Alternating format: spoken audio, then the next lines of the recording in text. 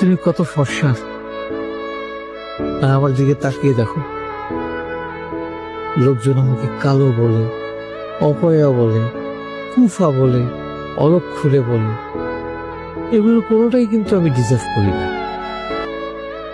আমি সারা জীবন মানুষের সাথে ভালো ব্যবহার করার চেষ্টা করেছি, কিন্তু কেউ আমাকে সহজভাবে নেই।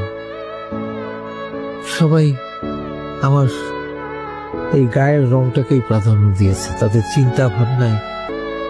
কারো মাইন্ডসেটের কোনো পরিবর্তন নাই, মানে সবাই এক মাইন্ডসেটে চলে। সেজন্য মা, আমি সিদ্ধান্ত নিয়েছি আমি আর এই শহরে থাকবো না।